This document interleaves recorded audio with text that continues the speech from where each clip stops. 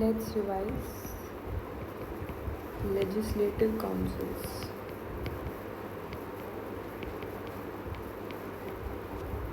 I'll call it LCs. Okay. First of all, we see that India is a bicameral system of legislation, bicameral system of legislature. Okay, and it is provided in Article 169 of the Constitution that a parliament can make a legislative council by simple majority. Okay, simple majority of parliament. In parliament, what is simple majority? Majority of present and voting.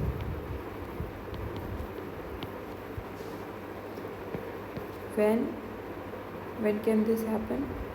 When the concerned state has passed a resolution with special majority. What is special majority? Majority of, this is called absolute majority. Absolute majority. Majority of total membership.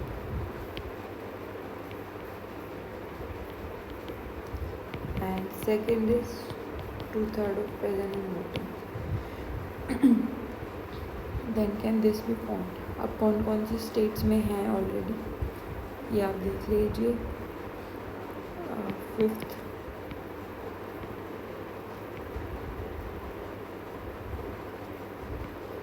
जिंदगी प्यार का गीत है.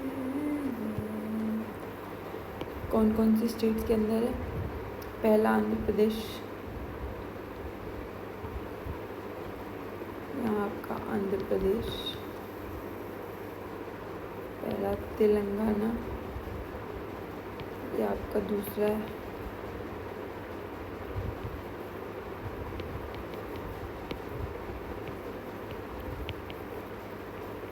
इन दोनों में और इसके अलावा यूपी में भी है.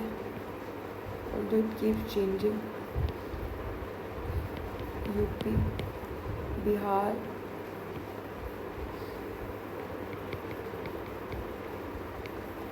Maharashtra,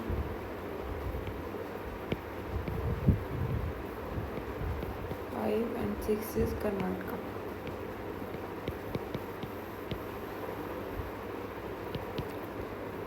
Six states have it. States pushing for it are West Bengal and the other is Odisha.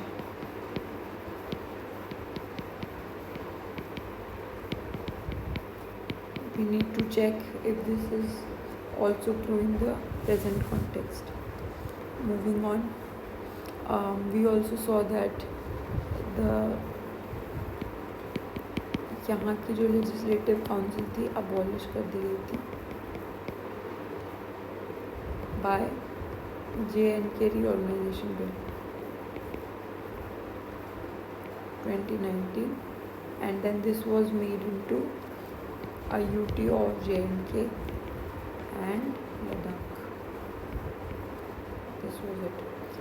And then moving on, abolition or creation.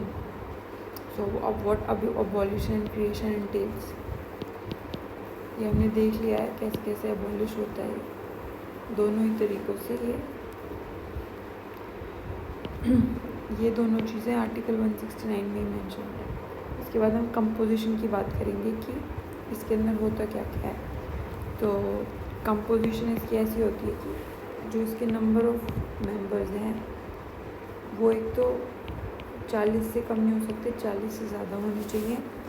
और वो 1/3 ऑफ लेजिस्लेटिव असेंबली जो है उससे ज़्यादा इसके अंदर मेंबर्स नहीं हो सकते।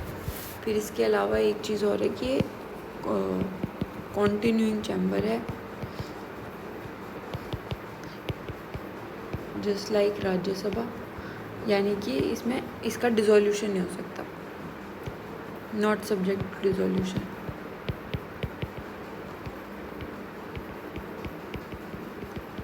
Then we have the tenure of a member. Tenure क्या होता है इसके मेंबर्स का? 6 years। और जो 1/3 मेंबर्स हैं वो हर 2 साल में रिटायर होते रहते हैं। Retire every 2 years। Then we have manner of election. इसके अंदर इलेक्शन जो होते हैं वो आप देखिए, इसके 1/3 मेंबर्स जो हैं ऐसे स्प्लिट करके देख सकते हो आप, 1/3 और 1/3। ये वाले जो 1/3 होते हैं, 1/3 1/3 1/3 ऐसे करके।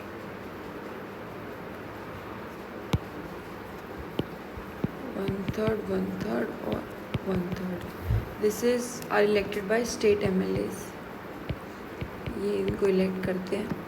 1/3 जो हैं लोकल गवर्नमेंट्स, जिसके अंदर municipality, district boards and district boards. उसके बाद 1/3 जो है इसको आप फर्दर डिवाइड कर सकते हो, 1/12 1/12 and 1/6। okay, because this also become 1/6। so 1/12 comes from teachers, 1/12 come from registered graduates, and 1/6 comes from remaining members are appointed by governor।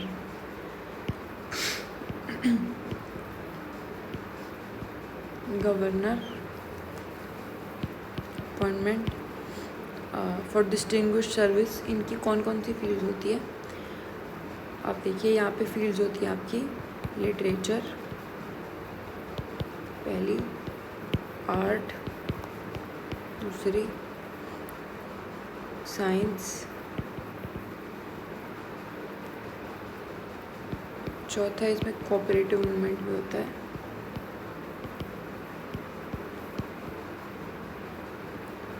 और 5 सोशल सर्विस। ये है कि science, social service, literature, art और cooperative movement. इसके बाद हम देखेंगे कि इसकी प्रॉब्लम्स क्या हैं, what are the issues associated with and what are the Rajya Sabha और उसके अंदर क्या कंपैरिजन है। तो लेजिस्लेटिव काउंसिल और राज्यसभा। देखिए राज्यसभा की लेजिस्लेटिव पावर जो होती है वो बहुत कम होती है, लिमिटेड। इसमें सिग्निफिकेंट होती है, significant in non financial legislations. इसके अलावा इसकी उसको ओवरराइड कर सकते हैं, ओवरराइडेड बाय लेजिस्लेटिव असेंबली। यहाँ पे आप देखिए एक सिमिलैरिटी जो है इनके बीच में वो है कि इसमें भी आपके कॉन्टिन्यूस चैम्बर है, ये भी कॉन्टिन्यूस चैम्बर है और ये भी कॉन्टिन्यूस चैम्बर है।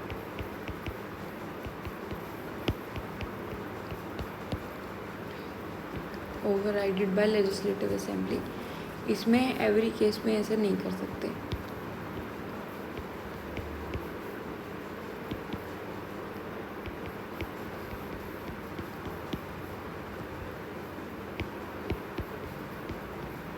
ओवरराइड नहीं किया जा सकता, तो इसके लिए फिर जॉइंट सिटिंग का प्रोविज़न है।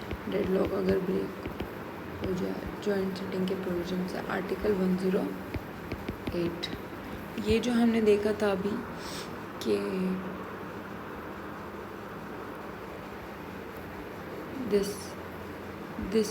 this is given in article 171 of the constitution। please remember this 169 is about how it is formed or abolished. Then 171 is about its strength. And then we have the next thing is what are its इसके फ़ायदे और नुकसान क्या है. इसमें एक और चीज़ भी है. Yes, sorry, I forgot to tell this. इसमें ये होता है कि राज्यसभा में जो MPs होते हैं ये आपके वोट कर सकते हैं. Vote in president election and VP election. ये वोट नहीं करते. प्रेसिडेंट और वाइस प्रेसिडेंट के इलेक्शन में इसका जो चेयरमैन होता है वो from among the legislative council के मेंबर्स में से होता है. और इसका जो मेंबर होता है, जो चेयरमैन होता है, that is ex officio chairman is vice president. इसमें ऐसा नहीं होता. उसके बाद हम आते हैं 10th is arguments in favour.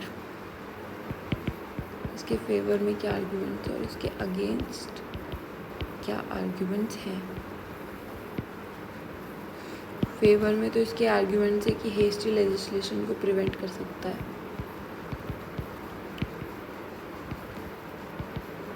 और दूसरा है कि नॉन इलेक्टेड इंडिविजुअल्स को ये एनेबल करता है to contribute to legislative process. Contribution to legislative process.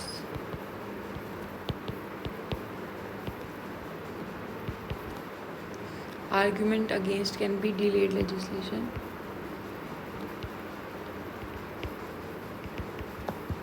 इसकी वजह से. और दूसरा it can be a backdoor entry for non-elected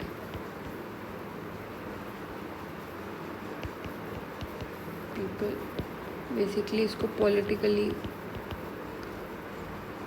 political purpose के लिए यूज़ किया जा सकता है. So that was it for legislative councils. Thank you so much.